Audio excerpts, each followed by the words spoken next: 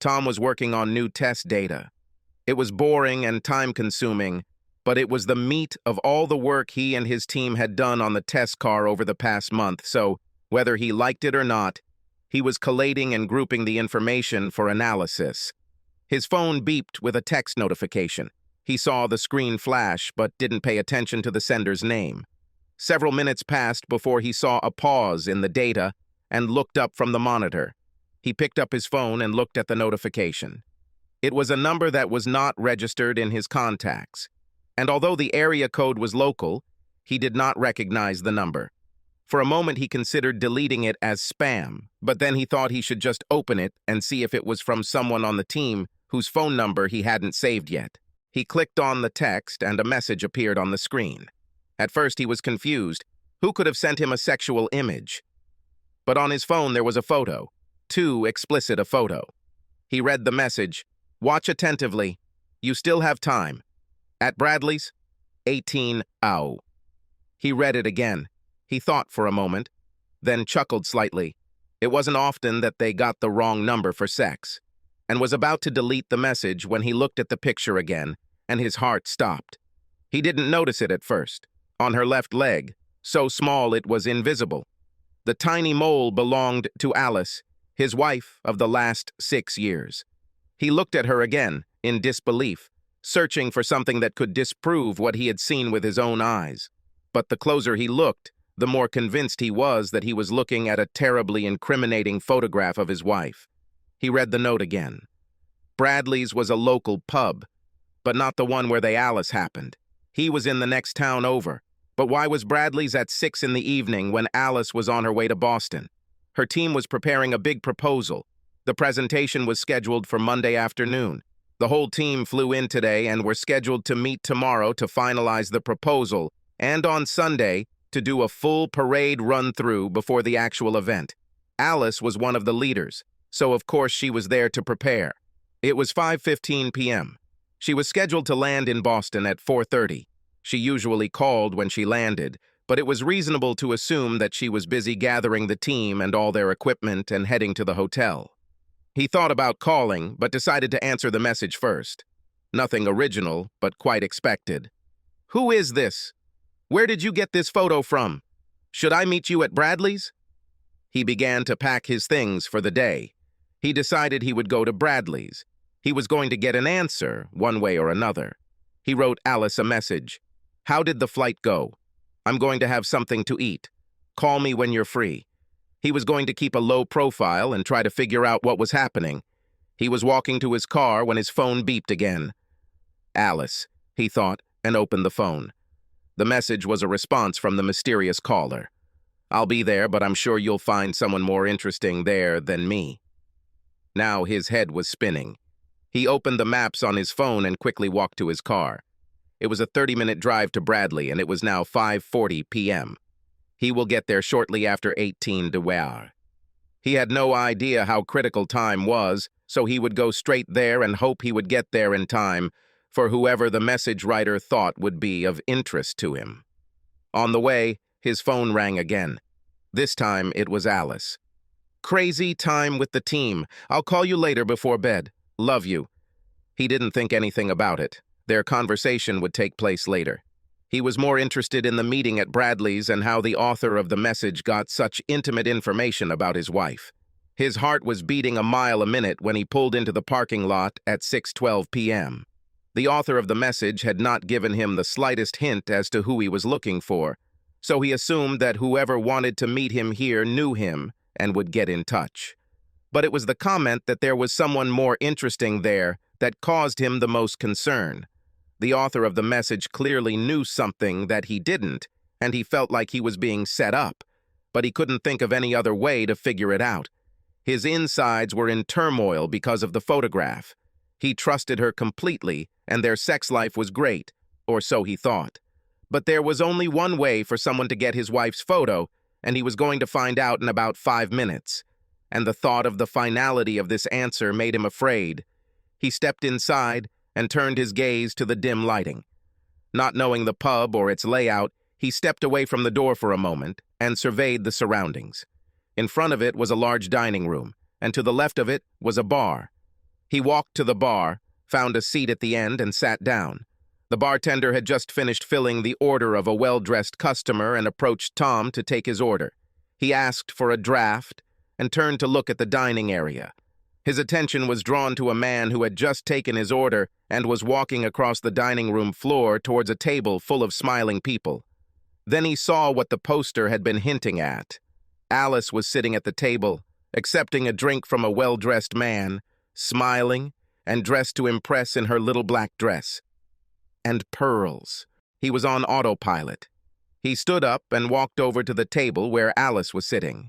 He was 2 steps away from her when she saw him. Her face turned from an open smile to a frightened look. He didn't slow down. As Tom approached the table, he grabbed the well-dressed man's hair with his left hand. He yanked back sharply, and the well-dressed man dropped his drinks and stumbled backwards, losing his balance and crying out in pain. As he pulled the man past him, he let go of his left hand and prepared to throw a right punch to the face, but realized that the man's backward movement was too fast, and he was out of range, falling on his butt before Tom could engage him. The battle. He took 1 step towards him and recognized him. "Don't get up, Pete," said Tom. "I'm serious." The previously well-dressed Pete looked up from his drink-soaked suit, lying in a crumpled heap at Tom's feet. He nodded, but didn't move or speak. Tom looked back at Alice. The whole table was silent. He recognized several people. They were all part of Alice's team and came to his house to eat and get together. Perhaps loyalty to the team trumps infidelity, he thought. Except for one person. Someone sitting in front of him at that moment was there, knew the truth, and decided to tell him. He thought about finding out who it was, but only for a moment, and then decided it wasn't worth pursuing. "I'm going home. If you expect any chance of saving our marriage, you will come home now." She nodded and started to rise, but he raised his hand. "Better give me a minute to leave." Before he turned to leave, he looked at Betty Wilson sitting next to Bob Thornton. "Betty, Bill thinks you're in Boston too?" "Bob, is this what Hannah thinks?" They lowered their eyes. They could not meet his gaze, much less answer his question. Is the whole team really sleeping with each other? He thought. Unfortunately, he knew that at least one of them was. The journey home was automatic. He seemed surprised to find himself in his driveway without even realizing it. He entered the house, took a beer from the refrigerator, and sat down in the living room. He knew Bill Wilson and Hannah Thornton. He didn't recognize the other 2 couples. There were 4 couples in total. He debated whether to call Bob or Hannah. He realized that he didn't want to talk and didn't know much, but at the same time, Betty and Bob were lying and assessing the situation. He decided to write to them. He quickly sent a note to both of them. "Just found out from Alice who the team's travel plans appear to have changed. Better call for news. Well, now they know something happened and they can decide whether to investigate it further or not. At least his conscience was clear." About 20 minutes passed when he heard the garage door open and Alice drove into the garage. He was waiting in the living room. She walked in, still wearing her little black dress, but without her shoes or jewelry. She seemed calm as she walked into the living room and sat down opposite him on the sofa. He was silent and waited for her to begin. He knew that silence is a powerful tool in any discussion. He decided that the silence would last as long as necessary. It didn't take long. Alice seemed ready to explode. "It's not what you think," she began. He raised his hand to silence her. "You have absolutely no idea what I think about what I saw this evening," Tom replied. "I don't need much backstory. We are both engineers. I think you know as well as I that there is no real or objective answer to any question, why. This is simply a rationale to mitigate poor results. So I won't even ask, why. Let's start with something simpler. How much time? How many? How often? Do our friends know, other than the other traders at the table? Am I known as your cuckold among your work colleagues and our friends?" "No, Tom, it's not like that at all," said Alice. "We're a team. Our travel plans were disrupted, and instead of returning home and hitting the road again tomorrow, Pete suggested we just stay in town and rest before the start. I didn't see the whole team there. Where was everyone else? Tom asked. When we received the message, some of the team decided to stay home one more night and meet us at the airport tomorrow, she admitted. But you decided to lie to me, he said. You looked pretty close to Pete. Is there anything going on between the star engineer and the prodigy program manager that you'd like to tell me about? Well, for starters, Pete is fine and he convinced the owners of Bradley's not to press charges, she said in a positive tone. His eyes opened wide in complete amazement at her sense of devotion. I don't care about your boyfriend. If that idiot hadn't tripped over his own feet, I would have broken his nose. By the way, the jury is still out, Tom said. Let him press charges. I've already spent a night in jail. It doesn't scare me. Agree, this will be convincing evidence, he said with a half smile. Do you love him? Alice fell silent for a moment. He could tell she was gathering her thoughts. Yes, silence was indeed a powerful tool, and his mind was working overtime to fill the space left by her silence in the conversation. Again, it doesn't look like things will end well. He's not my boyfriend. Absolutely nothing happens. Yes, I should have told you about the travel plans, but it seemed such a small thing. Whether I was in the city or in Boston, it didn't matter. You weren't expecting me, and I was still committed to the team. All we did was eat dinner before heading to our rooms. There was no reason for you to act the way you did. He just brought drinks. You completely embarrassed me in front of my team. Now, she was in full bluff mode, trying to see if she could bluff and turn up her nose. He opened his phone, called up a message, and slid the phone towards her across the coffee table. From the expression on her face, he knew that she remembered the photo and the circumstances, and he realized that it was impossible to deny it. She started again, this time without further ado. He picked up his phone from the table, launched the voice recording app, and put the phone in his shirt pocket. Tom, our team, she searched for a word. Very close-knit in many ways. Most of us. Then she continued. We have a small group that meets regularly. Bradley had them all. We were the ones who bore the bulk of the worries in preparing the proposal. You know how much time I spent preparing our proposal. I don't know how it started. It was sometime after Pete took over as Prime Minister. We worked closely together and I was attracted to him, and it just happened. Alice said. No whys, he reminded her. Sex doesn't just happen. First, you need to take off your clothes. There are a lot of conscious decisions. We both know that, so don't insult me, please. So, almost 6 months, he answered one of his questions. That's when Pete signed the contract, right? She nodded. Team, he began again. All of you. He let the thought go without giving it a name. I mean, are you all together? She nodded again. Yes. Pete said it was good for building trust and team dynamics. Is this what he said to convince you all to start a sex team in the company? Now you're being rude. It's much more than that. I feel so connected to Pete and my team, more than ever before. Alice's bravado was making itself felt again. He had a bad feeling that nothing good would come of this. Unfortunately, you will be able to see some personnel changes in your team, Tom said. What did you do? Alice gasped. Tom, if you tell anyone else, it will ruin even more lives. Let them decide for themselves. We must accept it. Alice, you should know that I cannot be an accomplice with my silence. I like Bob and Hannah. In fact, I like them a lot better than Betty and Bill now, he added. I wrote to them that my travel plans seem to have changed. How your friends answer their spouses and how their spouses accept these answers depends only on them. I can sleep peacefully with my decision. Tom, we have the most productive team in the history of Cramerica, Inc. She almost shouted at me. And you benefited too, mister. Just because we had team planning meetings on Wednesdays doesn't mean you missed out. I never turned you off. You always had access to me whenever you needed. So, I was having fun with my team a little earlier, and you never knew. That photo you showed me, do you want to know about it? Now she was mocking him. So now just because you know, and just because your poor ego is hurt, you want to trivialize everything that me and my team have achieved. Alice hissed. She got angrier and angrier. It turned me on. Tom felt his heart rate increase as Alice continued to defend her team's driving force, and he also grew angrier. For a moment, during the ride home from the Bradleys, he thought that if this was just one time with Pete, then maybe he could forgive her. This thought has long since died a bloody but quick death.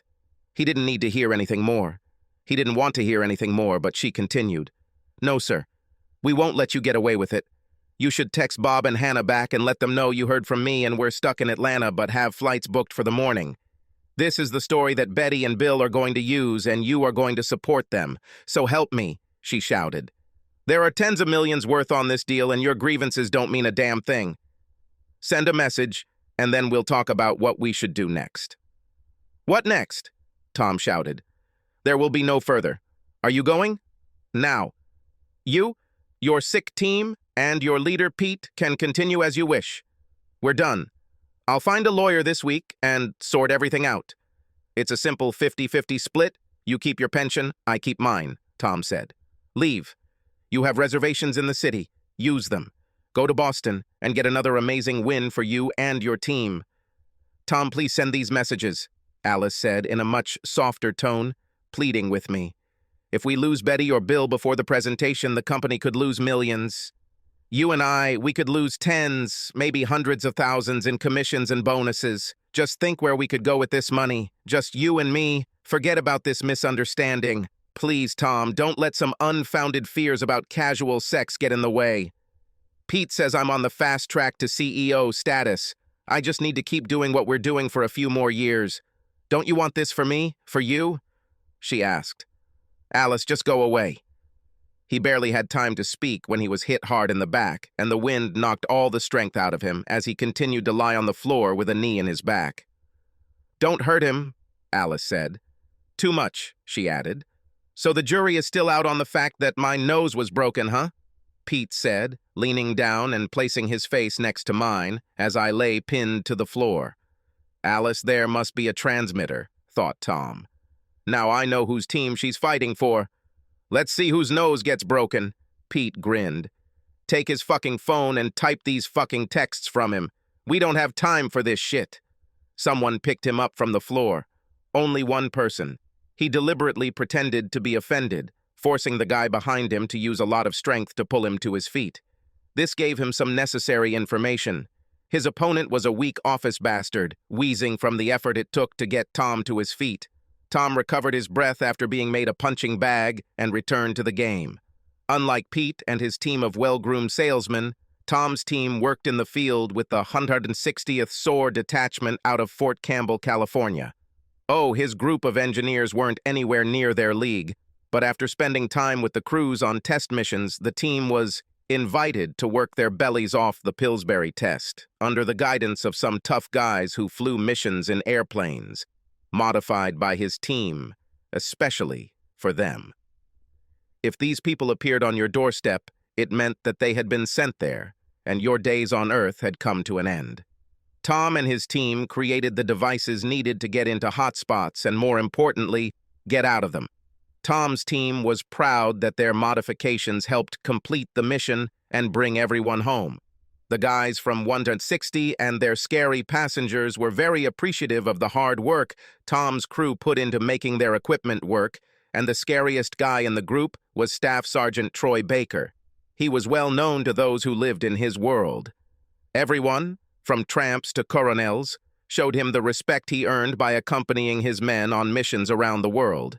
He was well known for never leaving anyone behind. This reputation was cemented forever during the mission to Colombia. Staff Sergeant Baker told the young lieutenant platoon leader to stay close. It was the lieutenant's first mission, and Staff Sergeant Baker thought he was doing well for a newbie when FARC rebels opened fire and ambushed their team. They were able to fight them off, but then he looked back and saw the lieutenant lying on the ground, bleeding from a head wound.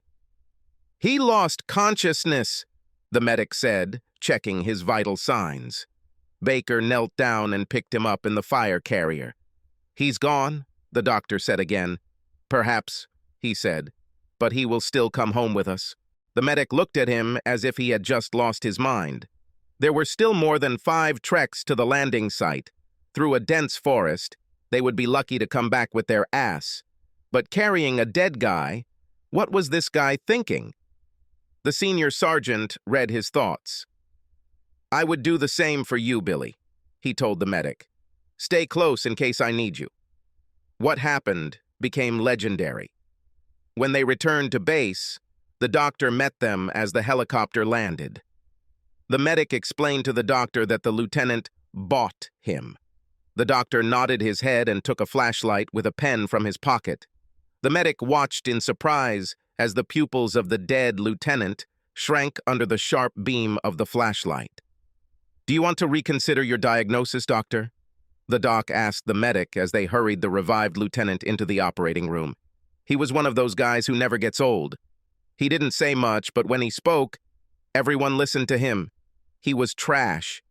In an era of cheapness, simplicity, and disposability, he was none of these. It was handcrafted and unique, and Tom and his team seemed to have a special interest in it. During the long hours of downtime between missions, the staff sergeant showed his appreciation by teaching Tom and the team basic but effective hand-to-hand defense techniques. He told the engineers it was best to know a few things just in case. "I know the biggest threat you'll face is a jammed copier or a nasty paper cut, but if you stay in this business, you'll have to go to some cool places. So now if you happen to meet one of the local, colorful aborigines, you'll have something useful to fall back on," Staff Sergeant Baker explained to the group. "But let's hope that a paper cut is the worst thing you'll ever have to face." Tom allowed his breathing to become more controlled and leaned back onto his captor, allowing him to think he had Tom in his arms. He remembered more and more fighting techniques that the senior sergeant showed them. You may find yourself in a position where you can do little but take the hits. It sucks, but it happens. The main thing to remember is that even when you get hit, you can still fight back. You just need to be smarter than the one who hits you. Tom remembered his lesson and leaned back against his captor, passively resisting and draining the lone man's strength. "Give me the phone, Tom," Pete said, looking him straight in the eyes. "Look, now you know that I had sex with your wife. You're just another weakling, nerdy nerd. Do what we ask, and maybe you can stay with Alice when the team isn't using her. Don't forget about all the toys you can buy with her bonus. Hell, maybe Alice will buy you a rubber woman for those times when she's otherwise busy." Tom kept his mouth shut, as Pete took great pleasure in humiliating him by making him do his bidding. "Where is it, Tom?" he asked, seeing the outline of a phone in his shirt pocket. "Ah, here he is." He reached for it with his right hand. Tom stepped back hard with his right heel, catching his captor's shin about halfway up and dragging it down until he slammed into his Gucci moccasin toes. He flexed his arms and broke the grip of his captor, who cried out in pain and fell under his leg, which could no longer support his weight. He saw Pete's eyes widen in recognition. His right hand shot forward, and he turned his shoulder, as the first sergeant had shown him, and slammed his clenched fist into the center of Pete's face with maximum force. He felt a bone break under his fist, a fountain of blood erupted from Pete's nose, and he collapsed to the floor as if he had been hit by an axe. He turned around to see who was holding him. It was Bill. He lay on the floor and cried, holding his leg. "I think you broke my leg," he whined. Tom stepped hard on his foot, and Bill cried out in pain. "That should remove all doubt," said Tom. Turning around, he saw Pete on the floor, raising both hands to his face and trying to rise to his knees. He walked up to him and lowered his face next to his ear. "Looks like your nose was broken, old Pete." "I'm just not ready to take one on the team," he said, and hit him hard on the temple. Pete sank back down. His adrenaline surged, and his breathing quickened as he searched the living room for Alice. At that moment, he felt a strong blow to the middle of his back and the base of his neck. He dropped to one knee and turned to face another attack. He looked up and saw Alice with a cast iron frying pan in her hand. She missed the target and dealt Tom only a glancing blow. He rose to his feet and grabbed the frying pan. "Tom, we can still make it work," she said. "Think about the money you will throw away." I'll stop all this extra sex. I'll stop them, I promise. Just you and me, just like old times, Tom. He massaged the back of his head with his left hand and looked at her, stunned at how quickly she was changing from one Alice to another. For a minute, he thought about the alien from John Carpenter's The Thing, how it changed shape with each new challenge. He smiled at the thought. Alice took this smile for silent consent to her last request and moved to hug Tom. He lowered his left hand from his neck to steady her. Then, after a moment's hesitation, he raised his right hand and punched her right in the nose. Not hard enough to knock her out, but hard enough to break a bone. Alice screamed and collapsed on the floor. "It hurts, doesn't it?" asked Tom. "Your eyes are watering. You can't see, you can't breathe. There's blood everywhere. It works every time." "Why did you hit me?" she cried. "Because I could," he replied. His phone was still on and recording. Not all the records were in his favor, but he felt he had enough to justify his answers. He quickly looked around the room and remembered what the staff sergeant had told him. "Decide when you can act and don't move until it's right.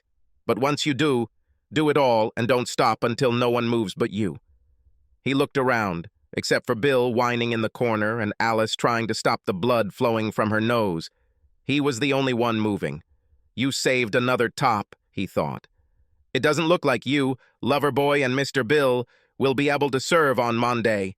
Damn bad luck and missing out on all those millions and big bonuses." Tom continued, "Well, I wonder what Art will say when he finds out." He considered calling 911, but he waited, knowing that once the police showed up, he would lose his chance to question Alice, and walked over to where she was sitting. A dish towel was pressed to her face. Tom knelt down next to her. "Pinch the bridge of your nose with your thumb and index finger." "Like this," he said, demonstrating. The surge of adrenaline subsided, and he suddenly lost all his energy and sat down heavily opposite Alice. Where did his wife go? The Alice he saw every day was not the same woman who sat opposite him, and he again wondered how she had deceived him for so long and so thoroughly. "Was it worth it?" he asked. Alice looked at him and shook her head. "It could be," she said, "if you would just agree. We were so close. After Monday, I'd be on my way to the executive suite. This will set me back. I can fix everything, but it will set me back." "So this is all you dreamed of? Becoming vice president?" said Tom. "What about us? Deception? Lies? Will this continue?" "Tom, you are so naive. Pete knew this. He told me that your black and white ethics and Boy Scout attitudes would hold me back if I let them. He told me that I had to break away from your control and become my own woman if I wanted to succeed." "Did he tell you this before or after he got your body?" asked Tom. "You don't know half of it." She spat. "Oh, I tried to be a good engineer, girl, and do all the things you said would improve my career. Do you want to know what actually works?" Tom was silent. "When someone decides to blow themselves up, sometimes you just have to get out of the way." He was still recording. "Well, I'll tell you, my loving husband, all those things you told me didn't work. I bent over backwards to make sure all my assignments were completed on time and on budget, and all I got was a few, 'Well done, girl.' It wasn't until Betty took me aside that I learned what a woman really needs to do to be successful. Trust me, sex on your way to the top works, and it's a lot easier and a lot more fun." "So this happened before Peter showed up?" Tom asked. "Oh, for a smart engineer, you can be awfully slow sometimes, Tom," she said. "It was at a Christmas party, a year after I joined Cramerica, that I gave myself over to Art for the first time and never looked back." "Wait, are you also having sex with the boss? Art? Art Vandelay?" Tom asked incredulously. "Yes, Tom. Art, Pete, Bill, and everyone else on the team who can help me in my career. Even now, if you think you've thought of everything, we told Art where we were going when we headed here. Now he is assembling the rest of the team. They will be given a legend about our absence. They will have to make the move without us, but I think the extra effort we put in with their purchasing managers will pay off." "Do I really want to hear this?" he thought. "Oh, what the hell, why not? Extra effort?" Tom pushed. You've always been proactive, Alice.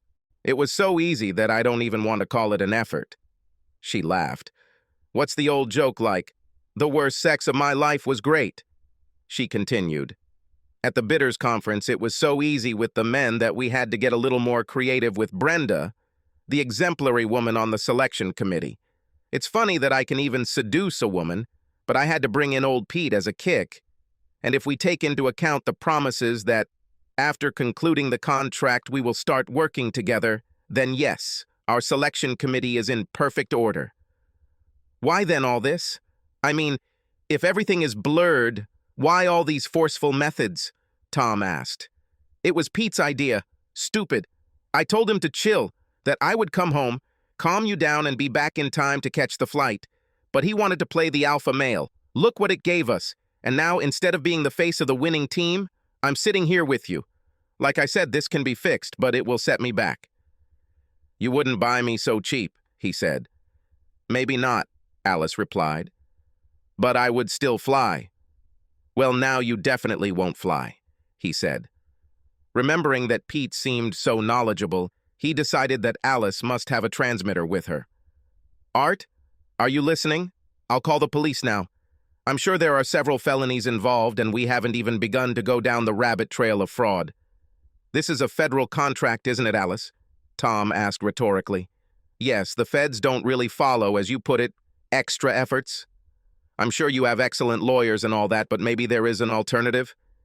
He left it alone. A moment later, Alice's cell phone ringtone began playing, "Hail to the Chief." "Art?" she asked on the phone. "Certainly. I'll put it on speakerphone." "Volume?" Art's voice sounded through the speaker. "First, let me apologize to you.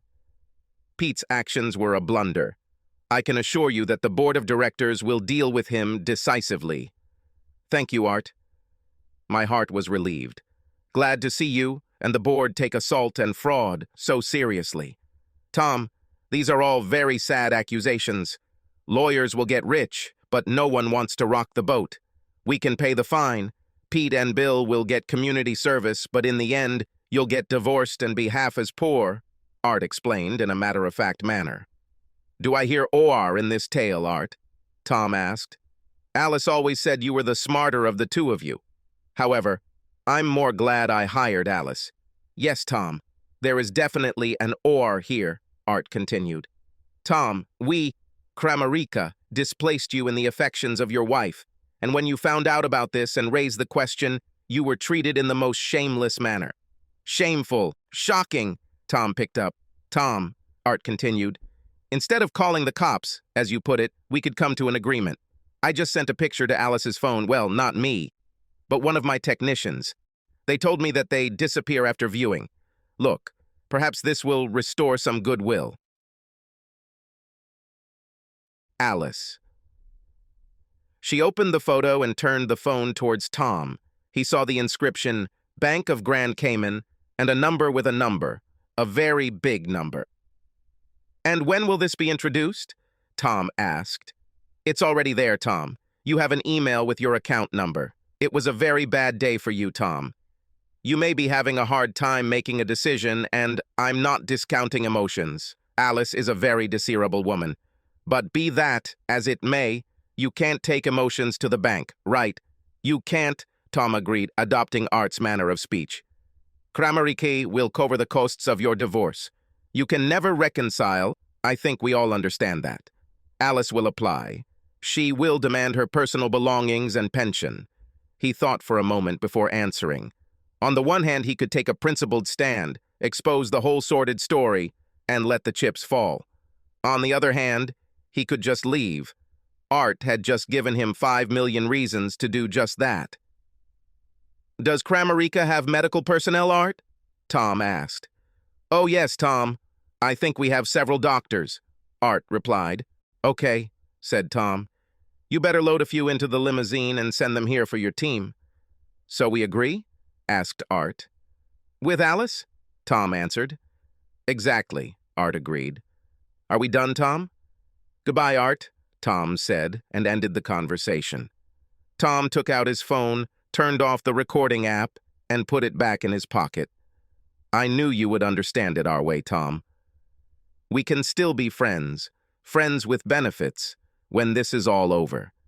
She conjured up, as it seemed to her most winning smile, but even her perky smile could not cancel the effect of the destroyed nose. Her eyes turned black, and blood caked under her nose and dripped in dried drops onto her chin. Tom found the sight comical and allowed himself to smile. Once again, Alice misinterpreted his smile as agreement and leaned in to kiss him. Tom extended his right hand to stop her. He grabbed her face with his hand and pushed her back until she fell with a crash onto the sofa. Either I hit you too hard or not hard enough. In what world would I want to kiss you, Alice? She looked up at him with an offended look. Take whatever you want, but don't be here tomorrow, Tom said, and went to the door. He stopped next to Bill. Do your legs still hurt? He asked. Yes, damn it, you bastard. It still hurts. Bill whined. Maybe this will distract you, Tom said and kicked Bill in the balls. Bill arched and groaned. He got into his car, not knowing where he would go, but food and shelter were high on the hierarchy of needs, for good reason. He grabbed a hamburger in one of the cafes and checked into the Red Roof Inn outside the city, not far from the highway, and fell asleep as soon as his head hit the pillow. Despite the aches and pains of 100, yes, at least 100, he believed, various insults inflicted on his body, he woke up early in the morning and dragged his aching body out of bed. He was making coffee in his motel room when his phone beeped and he reached for it. It was a message from that number. He immediately opened it. Sorry for yesterday. I can meet you in shopping center. Around noon, I invite you to take a seat at the bar. I will be there. He wrote a reply message and poured lukewarm brown water from the coffee maker carafe into a paper cup. Yes, I'll be there, he thought, and set up his laptop. It's time to start online banking. In college, long before meeting Alice, Tom had an economics professor who recommended having at least one offshore account as a rainy day fund. He had nothing to lose, and with the help of the professor, he soon became the owner of a brand new bank account in the Caymans. It was his Love You Foundation. He opened an account 10 years ago and added to it whenever possible. He was proud that he had about $50,000 in his account. Well, his Love You Foundation was about to get a serious boost. Tom opened each bank's secure website. With a password and a few keystrokes, he transferred most of Kramarica's payment into his personal account. On the original account, he left $100,000. He showered, changed clothes, and prepared to go to meet the mysterious author of the message. Tom came in just after noon. Walking inside, he saw a man who waved to him. He looked about Tom's age, was handsome and well-dressed. Tom approached him. I think you sent me a message, Tom said, sitting down. I'm sorry that everything turned out this way. I don't know if there was any clean way to tell you, the stranger began. Why don't you start with who you are and how you are related to Alice? Tom replied. I was on the team. I left the army after 8 years of service. I was wounded in battle, had a long recovery, and was demobilized for medical reasons. I joined Kramarica about 6 months ago. I was assigned to Pete's team about 3 months ago. I was telling a friend about work and mentioned that I work for Alice. When he asked her full name, we found out that we had a mutual friend, and he asked me to look after Alice as a favor. At first, everything was great. I was warmly received by the team. It wasn't immediately clear why, he began. Alice came to me about 2 months later. She's very attractive and, persuasive. But when I asked her about the ring, she just smiled and said, "It's okay with you." I didn't agree and said so. This marked the beginning of the deep freeze. After I turned her down, I got all the worst assignments and nothing but heartbreak from Pete. I called our mutual friend back and told him that Alice had approached me. He thought there was more to it than Alice was saying and that you should know. Pete sent me a photo of them trying to get me on the team so I could get a prize if I accepted. Let's just say I don't agree with their methods. I think I'm a straight shooter. I quit yesterday and sent you a message." "Our friend?" asked Tom. "Troy Baker. If I hadn't met Troy," he replied, then paused for a moment before continuing. "Let's just say he helped me get out of some trouble when I was a green lieutenant. I owe him a couple of favors." "We both should," Tom agreed. "What are you going to do?" asked the stranger. "Art sort of outlined it all for me. I could get the cops involved, and yes, Bill and Pete and even Alice would get in trouble with the law, but with his lawyers, it would all end in nothing. We made a deal. You might think I'm selling out, and maybe to some extent you're right. But they stole the only irreplaceable thing I had. If I can't legally make them pay, at least I can make them pay. It won't bring Alice back, but I think I may find that she's less irreplaceable than I thought. I have a trip planned. Tell Troy, thank you for everything. I won't go back to work." "And you?" Tom finally asked. "Well, Troy always spoke highly of Baxter Inc., and now that you're gone, they might need another engineer. I think you'll find that they do things a little differently at Baxter. You might like it better. The work is challenging, but the added benefits don't compare to what Tony's team was offering." Tom smiled. "I think I can live with this." The stranger stood up. Tom did the same. They simply nodded to each other and left without another word. On Monday, Tom had just checked in for a flight to Costa Rica. Tamarindo would be a good place to unwind a bit, he thought. He headed toward security and saw a mailbox ahead. He reached into his pocket and pulled out an envelope addressed to the U.S. Department of Justice, Washington, D.C. Inside was a flash drive with a recording. Perhaps they will be interested. Who knows, he thought. Maybe Art's lawyers aren't as good as he thinks. He dropped the envelope into the box and walked to the security line. 9 months later, Volume sat at his usual table in a cafe. Anna, lovely as always, brought him his cerveza. "Thank you, dear," he said, and raised the bottle to his lips. He received mail. He was still holding the envelope in his hands. There was no return address. He wondered who found him. He wasn't going to take any difficult steps to stay undetected, but finding him in a small town on the Pacific coast of northern Costa Rica might require some resources that weren't available to the average guy. His first thought was that Art's people had found him. He left it at his home for 2 days. He was sure it wasn't a bomb, but he couldn't be too careful. "Carlos?" Tom turned to the owner of the cafe. "Do you have knives?" "Si, Mr. Tom." Tom handed over the envelope and took a few steps back. "You can never be too careful," he thought, as Carlos opened the envelope. He handed it to Tom, who thanked him. He took another sip from his bottle of beer and turned the envelope over. Several sheets of paper fell on the table. He picked up the note. "Thought you might be interested." That was all that was written in the note, and instead of a signature, a telephone number was indicated, the same number. Troy would have the resources to find him, he thought. "I can live with this." He turned over another sheet of paper. It was a copy of an article from a newspaper with a photograph. The photo showed Pete, Bill, Alice, and Betty being led out of the Kramariki building in handcuffs. The title of the article read, "4 accused of multi-million-dollar procurement fraud." He smiled.